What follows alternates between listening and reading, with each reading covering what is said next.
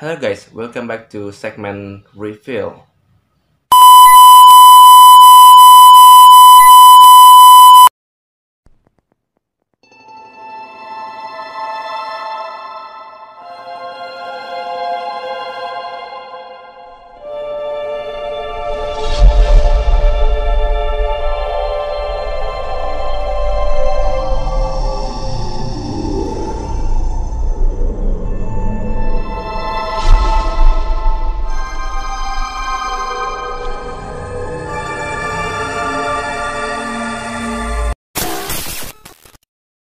Di segmen ini, kita akan menguak tentang fakta.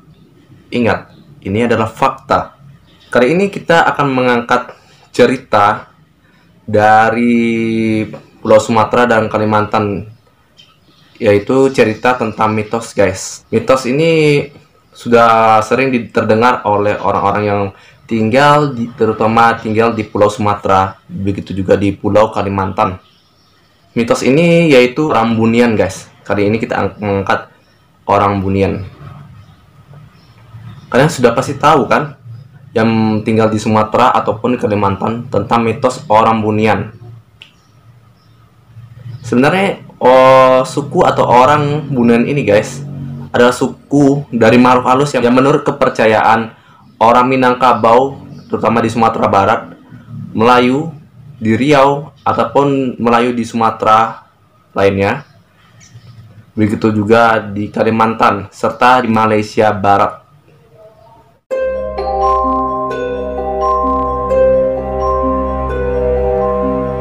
Menurut mitos tersebut, orang Bunian itu pada umumnya mirip dengan manusia biasa, guys. Kayak manusia pada umumnya gitu. Namun memiliki postur tubuh yang pendek, dan mereka biasanya ditemukan di hutan-hutan rimba yang terpencil di Pulau Sumatera ataupun Kalimantan, begitu juga di daerah pegunungan-pegunungan.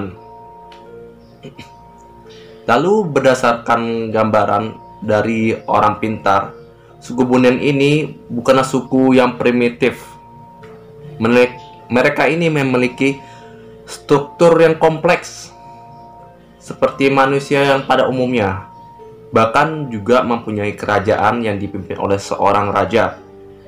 Bahkan mereka juga memiliki aktivitas seperti manusia pada umumnya. Lalu ada beberapa kasus tentang orang hilang yang dikira mereka ini hilang telah diculik ataupun menjadi bagian dari suku Bunian.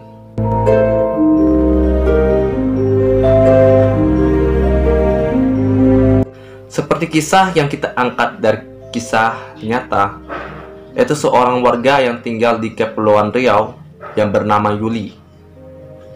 Yuli ini sudah diperkirakan, guys, menghilang selama seminggu. Ketika dia memasuki hutan,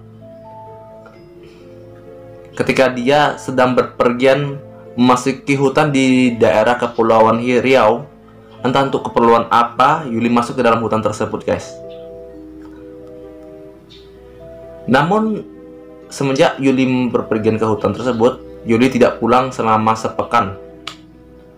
Banyak warga setempat yang beranggapan atau mengira bahwa Yuli sudah diculik oleh suku Bunian. Akhirnya, upaya dalam pencarian Yuli ke dalam hutan tidak sama sekali membuahkan hasil dan tidak meninggalkan jejak di dalam hutan gitu, guys. Begitu juga tim SAR dari BNPB yang juga kewalahan dalam pencarian Yuli, sehingga mereka memutuskan untuk menghentikan pencarian tersebut. Menurut Ketua BNPB Tanjung Pinang, yaitu Eko Supriyanto. Dan selang 7 hari, guys, setelah kepergiannya si Yuli tiba-tiba aja muncul dari dalam hutan yang membuat warga setempat terheran-heran. Dan keluarga serta warga yang mempercayai bahwa Yuli itu telah diculik oleh suku goib tersebut itu, guys. Lalu, sebelum si Yuli ini, guys, diculik oleh suku Bunian, pada tahun 2015 juga ada seorang pegawai honorer pemerintah dari Indragiri Hulu Riau yang bernama Hasaruddin. Pada waktu itu Hasanuddin pulang pukul 11 malam yang rutenya dari hutan belukar di desa Sungai Bau, Rengat Barat, Riau.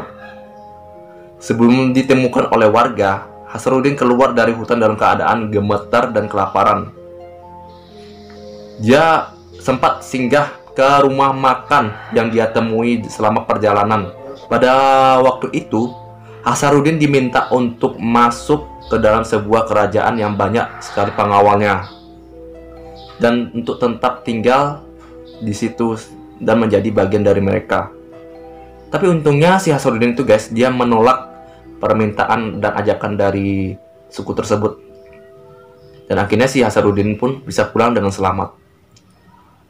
Dan ada juga cerita orang Bunian yang dari negara Malaysia Barat yang sempat menjadi bahan perbincangan, yaitu seorang gadis yang berusia 22 tahun bernama Siti Balkis. Cerita ini pada waktu itu Siti Balkis berjalan dalam keadaan sedang terlelap dan ternyata dia sedang berjalan menuju ke sebuah kuburan. Setelah itu Siti langsung menghilang guys. Lalu anggota keluarganya mengatakan bahwa Siti sudah diculik oleh suku gaib tersebut.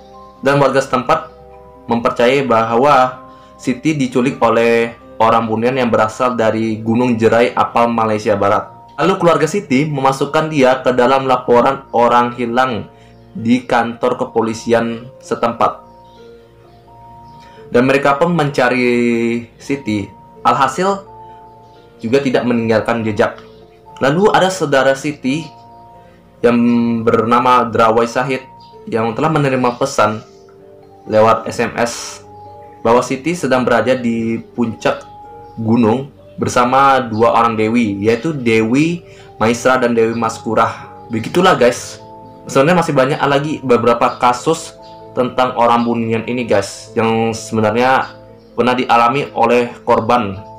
Bahkan mereka benar-benar hilang untuk selama-lamanya. Lalu di balik kisah suku misterius ini guys, menurut masyarakat setempat, suku ini kerap kali membantu manusia guys. Satu di antaranya ada tragedi Perang Sambas di Kalimantan.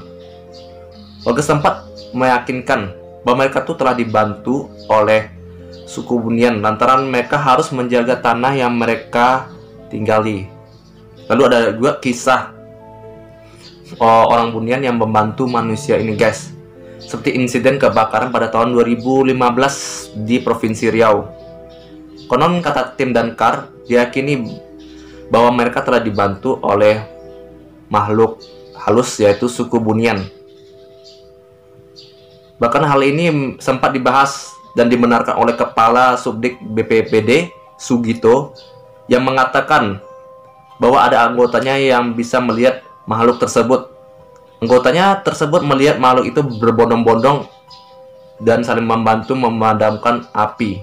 Lalu guys, sebenarnya ini memang banyak lagi versi-versi daerah lainnya tentang orang Bunian.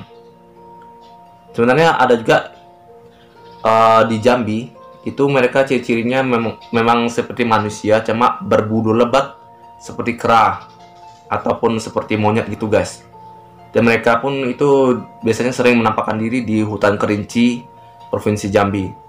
Dan mereka pun juga berjalan dengan posisi telapak kaki yang terbalik gitu guys, menurut masyarakat setempat. Dan juga ada yang berbentuk seperti wanita yang berparas cantik. Dan mereka pun sering menculik bayi di daerah tersebut. Itu nggak tahu gue infonya di mana. Memang gue pernah baca gitu. Dan guys, begitu aja guys tentang pembahasan kita tentang mitos orang Bunian ini guys. Maaf jika ada salah atau ada pesan yang ingin disampaikan, bisa tulis di kolom komentar di bawah ya guys. Dan juga jangan lupa untuk subscribe ya guys di bawah, karena subscribe itu gratis, tidak perlu bayar, hanya menonton aja. Oke guys, sekian aja dulu ya guys. Jangan lupa untuk menyaksikan segmen reveal di hari Kamis malam atau tepatnya di malam Jumat, karena kita akan membahas tentang hal-hal yang misterius lainnya guys. Oke.